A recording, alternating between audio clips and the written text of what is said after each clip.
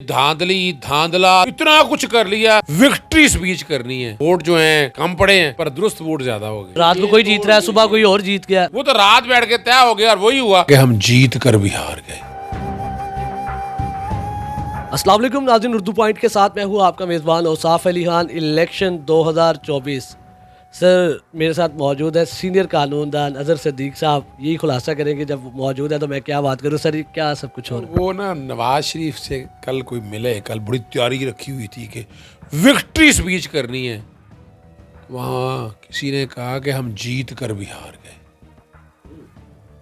नहीं और क्या है, इतनी बड़ी चपेड़ है ये मुंह के ऊपर कि आपने धांधली धांधला धांधला प्लस धांधला स्क्वायर इतना कुछ कर लिया और पजीरा ही नहीं मिली कौम के सामने।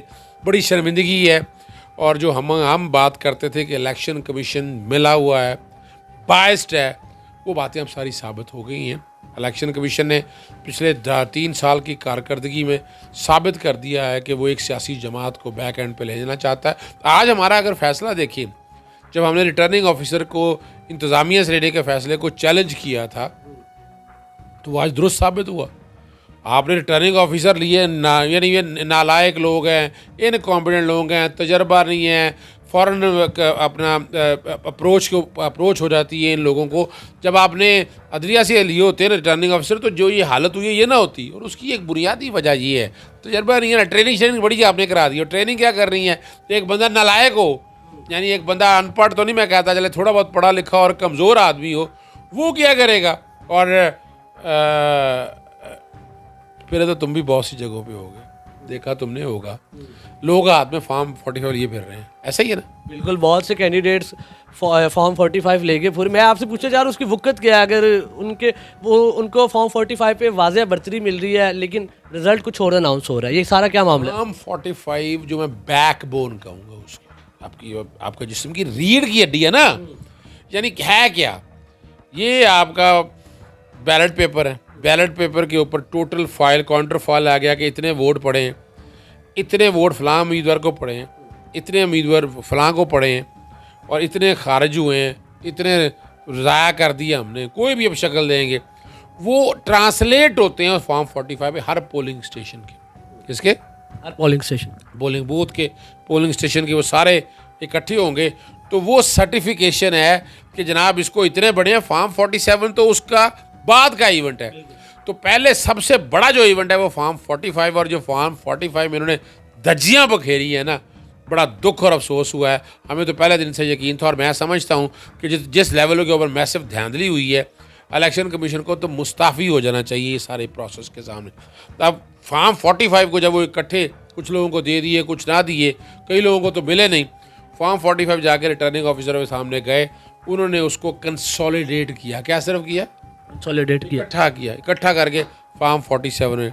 और नवाज शरीफ का अपने फॉर्म 47 तो देख ही लिए कि वोट जो हैं कम पड़े हैं पर दुरुस्त वोट ज़्यादा हो गए। कमाल हो गया।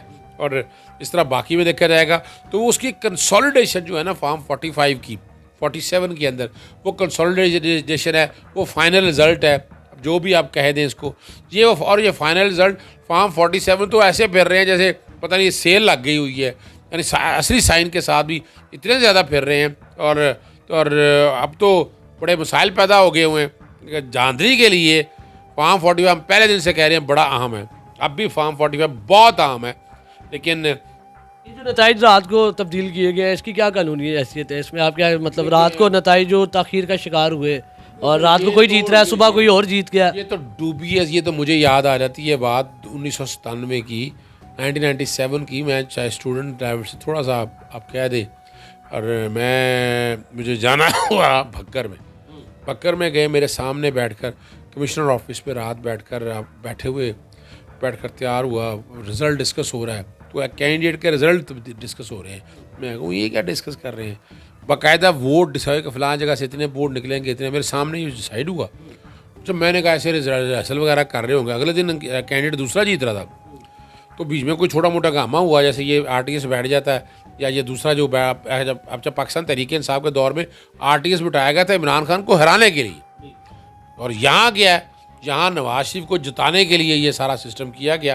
तो वहाँ जो रिजल्ट बताए थे ना, उसके बाद रिजल्ट अनाउंस हुए तो वही थे।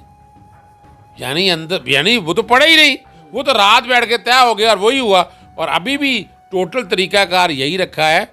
और ये इलेक्शन कमीशन का जहाँ मैंने इस्तीफे का मुतालबा किया है, वहाँ जुडिशल कमीशन बनना चाहिए, ताकि पता चल सके कि यहाँ घपला किसने की है और किस तरह की है, और कौम सामने कौम के सामने सारी चीज़ें आ सके। नवाज शरीफ जो शेरवानी बनाए बैठे हुए हैं, वो लग रहा है कि यहाँ नहीं पहनेंगे, वो बरतानिया में दबा के दोबारा। आपको ऐसे क्यों लग रहा है? वजह ये है कि ये जिस मैसिव लेवल के ऊपर हुई है, हमने वकील उतारे हैं। अब वकील ऐसे तो नहीं ना बैठेंगे, फीसें भी नहीं देनी, खुद ही तैयारी कर रहे हैं। यानी मैंने सजेशन दे दी है कि फॉर्म 45, 47 को देखें, आप फौरी तौर पर चैलेंज करें, रीकाउंटिंग की तरफ सबसे पहला काम। जो कैंडिडेट्स आ रहे हैं उनका कोई पुरसाने हाल होगा, उनको कोई इंसाफ मिलेगा? जो भी है उसमें वकील साथ अब खड़े होंगे।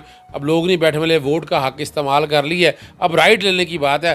तो राइट लेने पे मेरा ख्याल है कि तमाम लोग इकट्ठे भी होंगे। एहतजाज में भी आप देख लें, हर इलाके में निकल आ चुके हैं। तो अब चीज़ें आगे की तरफ जाएंगी, पीछे की तरफ नहीं जाएंगी। जो इन्वायरमेंट है, आपको क्या लग रहा है, क्या हुकूमत बनेगी, कौन आएगा आगे, कौन पीछे जाएगा? आपका तज्जिया क्या कह रहा है इस मामले में?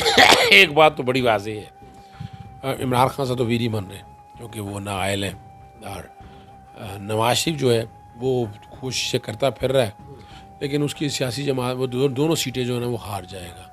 अभी बताया यही जा रहा है कि जीत रहा है, लेकिन आने वाले दिनों में आप देखिएगा कि वो हार जाएगा, इसमें नहीं निकल सकता। अब कोई डार्क हॉर्स आना है, डार्क हॉर्स है वो तीसरी जमात में से कोई भी आ जाएगा।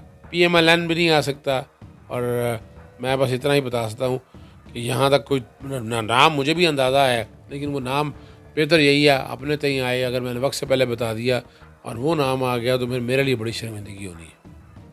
सलमान अकरम राजा साहब कहा जा रहा है बड़ी वाज़ेह, फिर रेहाना डार साहिबा, तो ये सारा क्या मामला है? देखिए, सलमान अकरम राजा इंटेलिजेंट आदमी है, ज़हीन आदमी है, कानून समझते हैं, सियासत समझते हैं, अच्छा बोल लेते हैं, और वो असूलों पे जंग लड़ते आए हैं। ये तो हकीकत है। अब असूलों की जंग को सामने रखते हुए एक अच्छा डिसीजन है कि उसको खड़ा किया जाए। अली एजाज भुट्टर साहब ने भी आज एहतजाज किए हैं, सारे अपने हक के लिए बाहर निकल रहे हैं। देखिए, अली एजाज भुट्टर को तो अजाब कहा बनता है कि वो तो वैसी बड़ी ज़्यादती है कि वो तो यानी जितने वोट पड़े थे उससे कई गुना नीचे चले गए हैं, और दूसरा कैंडिडेट जो है ना उसने मिलियन में वोट ले लिए हैं। तो ये बातें तो बड़ी वजाहत के साथ मौजूद है। ये जिस तरह होनी चाहिए थी उस तरह काम नहीं हो सके।